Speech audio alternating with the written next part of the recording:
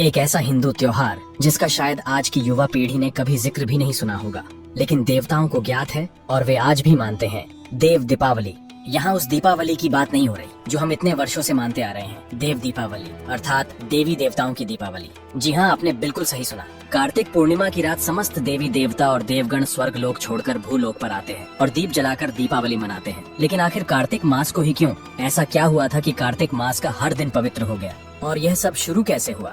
जानने के लिए चलिए आपको ले चलते हैं पौराणिक कथाओं के गहरे सागर में। एक समय में देवराज इंद्र और भगवान बृहस्पति के मन में भगवान शिव के दर्शन का विचार उत्पन्न हुआ और दोनों कैलाश पर्वत पर चढ़ने लगे। उसी समय उलझे बालों और दीप्तिमान चेहरे वाले एक नग्न योगी ने उनका रास्ता रोका और उन्हें वहीं से लौट जाने का आदेश दिया। एक योगी का ऐसा दुस्साहस जो देवराज का रास्ता रोके, इतना कहते हुए भगवान इंद्र क्रोधित हो उठे। लेकिन नग्न योगी ज्यों का त्यों वहीं खड़ा रहा। जब बार बार कहने पर भी योगी वहीं अड़ा रहा तो क्रोध के अधीनस्थ होकर देवराज इंद्र अपना आपा खो बैठे और अपना वज्र धारण करते हुए योगी को धमकाने लगे। क्रोधित देवराज ने योगी पर अपमानजनक शब्दों की बौछार कर डाली और रक्त वर्णित आंखें लिए अपने वज्र से प्रहार करने के लिए आगे बढ़ने लगे। क्रोध और बल के मद में अंधी हो चुकी देवराज इंद्र की आंखें यह देख ही ना पाई कि उनके सामने खड़ा नग्न योगी कोई और नहीं अपितु स्वयं महादेव है, जो वह स्वरूप धारण कर भगवान इंद्र और बृहस्पति की बुद्धि की परीक्षा लेने आए थे। देवराज इंद्र के इस दुर्व्यवहार से भगवान शिव अत्यधिक क्रोधित हो उठे। उन्होंने इंद्र के वज्र को निष्प्रभाव कर दिया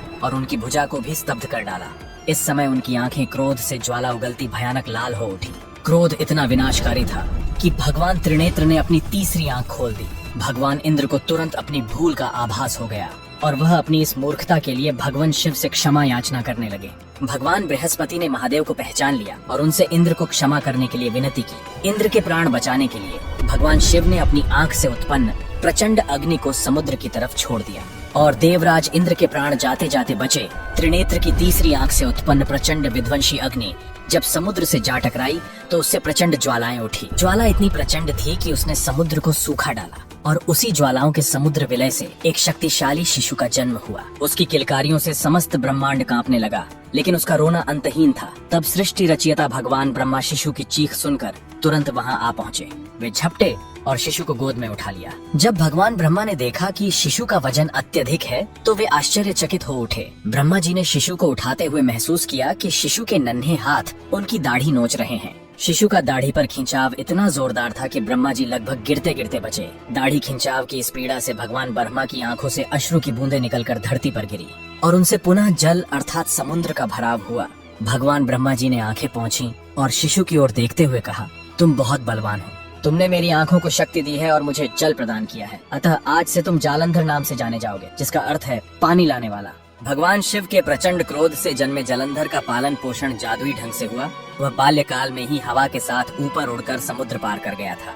उसने शेरों को भी अपना पालतू बना के रखा था और बड़े बड़े पक्षी और मछलियाँ जो शायद वर्तमान में विलुप्त हो चुके हैं वे भी उसके आगे झुकते थे। वह समुद्र पर राज करता था। जलंधर की असीमित शक्तियों को मद्देनजर रखते हुए देवताओं ने जलंधर को अपने साथ शामिल होने के लिए आमंत्रित किया और सोचा कि वे उसकी शक्ति का उपयोग सृष्टि के कल्याण हेतु कर सकते हैं। किंतु इतिहास गवाह है, क्रोध अपने साथ केवल विनाश ही लेकर जन्म लेता है। तो भला क्रोध से जन्मा जलंधर भले ही भगवान शिव का अंश था, लेकिन था तो विनाश ही। देवताओं के अलावा कोई और भी था जिसने जलंधर के लिए कुछ और ही भविष्य सोच रखा था।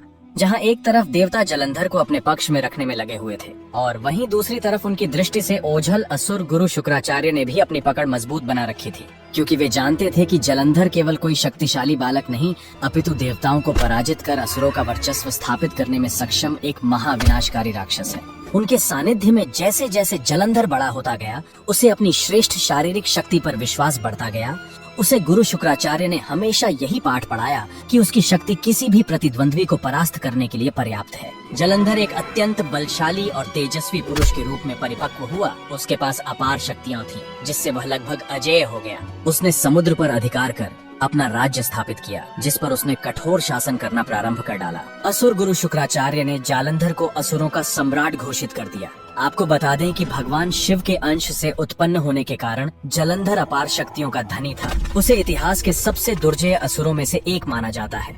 असुर कालनेमी की एक पुत्री थी जिसका नाम वृंदा था। वृंदा भगवान विष्णु की एक भावुक भक्त थी। कुछ लोगों का मानना है वृंदा किसी से प्रेम करती थी, तो वहीं कुछ मान्यताओं के अनुसार उसने मन ही मन भगवान विष्णु को अपना पति स्वीकार कर लिया था। जब जलंधर की कुदृष्टि वृंदा पर पड़ी तो उसने उसके सामने विवाह का प्रस्ताव रखा, लेकिन वृंदा अपने प्रेमी के प्रति पूरी तरह से वफादार थी, जिसके परिणाम स्वरूप उसने जलंधर के प्रस्ताव को ठुकरा दिया। जलंधर ने अपनी शक्तियों का इस्तेमाल कर वृंदा के मन में यह भ्रम पैदा कर दिया कि उसके पति की मृत्यु हो चुकी है। वृंदा अपने दुख के बावजूद जलंधर से विवाह करने के लिए मान गई और इसमें उसके पिता कालनेमी का भी योगदान था, जिन्होंने असुर गुरु शुक्राचार्य के आदेश पर ऐसा किया। गुरु शुक्राचार्य के ऐसा करने के पीछे भी एक बड़ा कारण था, क्योंकि वे जानते थे कि वृंदा एक पतिव्रता स्त्री है और जलंधर की शक्ति और अजेयता वृंदा की पवित्रता और अपने पति के प्रति समर्पण से आई थी। वृंदा के सतीत्व और अटूट प्रेम से जलंधर अब सर्वशक्तिमान बन बैठा था। गुरु शुक्र और समस्त असुर कुल भी स्वेच्छा से जलंधर के पक्ष में खड़ा था। कुछ ही समय में जलंधर ने संपूर्ण भूलोक पर विजय प्राप्त कर ली,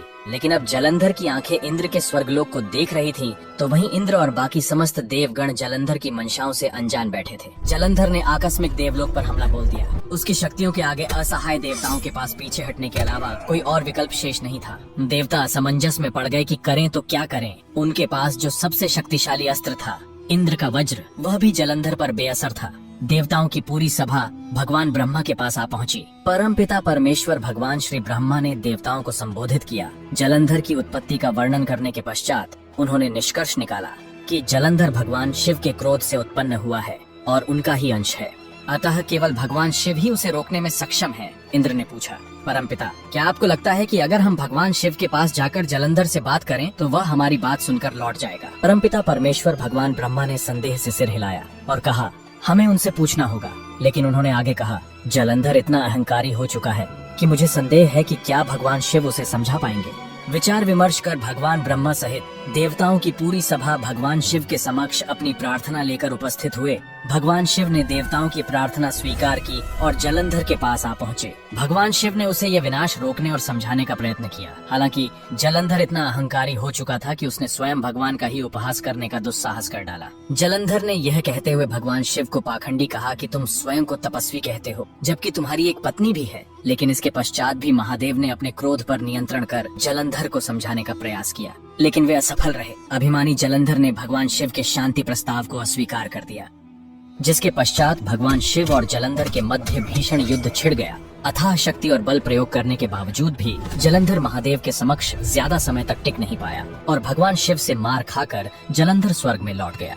हालांकि भगवान भी अब उसकी शक्तियों को भांप चुके थे। अंततः भगवान शिव भी कैलाश लौट आए और देवताओं को पूरी स्थिति समझाई। अंत में भगवान शिव ने कहा, मुझे डर है कि हमें जलंधर का विनाश करना होगा। सभी का ये मानना था कि अगर भगवान शिव स्वयं उनका नेतृत्व युद्ध में करें तो जीत निश्चित है, लेकिन भगवान शिव ने इस पर कोई प्रत्युत्तर नहीं दिया। देवता अपनी शक्ति के नष्ट होने और अपमानजनक हार से व्याकुल थे। स्वर्ग के ऋषि नारद ने देवताओं से परामर्श किया और एक योजना बनाकर असुर राजा जलंधर के पास आ पहुँचे। जब जलंधर ने नारद मुनि के आने का कारण पूछा तो उन्होंने कहा कि मैं देखना चाहता था कि क्या कोई अन्य लोक शिव के घर कैलाश की भव्यता की तुलना कर सकता है। जलंधर नारद मुनि को अपने साथ लेकर गया और अपना अपार धन उनको दिखाया, जिस पर नारद मुनि ने कहा कि आपकी पत्नी तो कुछ ज्यादा आकर्षक नहीं है। इतना कहकर नारद ने शिव को पार्वती के घर और उनके पति शिव के वैभव के बारे में बताना प्रारंभ किया। बीच बीच में उन्होंने माता पार्वती के स्वरूप का भी खूब बखान किया, जिसके बाद जलंधर ने अपने दूत राहु को शिव पर बेईमानी का आरोप लगाने के लिए भेजा। उसको कहना था कि शिव एक तपस्वी प्रतीत होते हैं, लेकिन गुप्त रूप से शिव ने अपनी पत्नी पार्वती के साथ संबंध बनाए हुए थे। राहु ने महादेव को सुझाव दिया कि वह माता पार्वती को उसे सौंप दे। जलंधर द्वारा किए गए इस अपमान से महादेव इतना क्रोधित हुए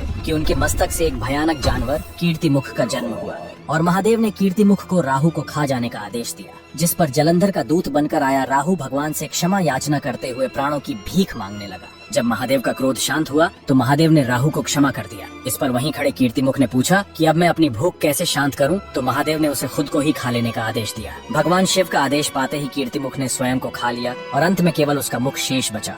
तब महादेव ने उसे रोका और उसे कीर्तिमुख नाम दिया, जिसका अर्थ है यश का मुख। भगवान शिव ने उन्हें वरदान दिया कि वह जहाँ भी विराजमान होगा वहाँ की नकारात्मक शक्तियों को खा जाएगा। इसी कारण कीर्तिमुख की प्रतिमाओं को आज भी मंदिरों और घरों के प्रवेश द्वारों पर बुरी नजर से बचाने के लिए लगाया जाता है। भगवान शिव और माता का अपमान कर जलंधर अब अपनी सभी सीमाएं लांघ चुका था अब यह युद्ध अपरिहार्य हो चुका था। जलंधर ने अपनी सेना लेकर सीधे कैलाश पर धावा बोल दिया, जहां उसे पता चला कि भगवान शिव पवित्र स्थल को त्याग कर मानसा झील के ऊपर एक छोटी पर चले गए हैं। वहीं नंदी ने उन पर आक्रमण किया और विनाश करने लगा, लेकिन देवताओं की सेना पूरी तरह पराजित हुई और उन्हें भारी क्षति हुई। तब माता पार्वती ने भगवान शिव से युद्ध में शामिल होकर देवताओं की सहायता करने का अनुरोध किया। तब भगवान शिव ने अपने क्रोध के 2 स्वरूपों वीरभद्र और मणिभद्र को प्रकट किया। महादेव ने माता पार्वती से आग्रह किया कि जब तक वे वापस नहीं लौट आते तब तक सावधान रहे, क्योंकि छद्म वेशधारी असुर उन्हें नुकसान पहुंचाने का प्रयत्न अवश्य करेंगे। जिसके बाद जलंधर ने महादेव का भेष धारण कर माता पार्वती के पास जाकर उन्हें धोखा देने का प्रयत्न किया, किंतु माता उसे पहचान गई और माता अत्यंत क्रोधित होकर वहां से चली गई। माता ने एक पल के लिए तो जलंधर को भगवान शिव समझ लिया था, लेकिन इसी बात से क्रोधित माता ने भगवान विष्णु का ध्यान किया और भगवान को आदेश दिया कि वे वृंदा के साथ वैसा ही छल करें जैसा जलंधर ने मेरे साथ करने का प्रयत्न किया था।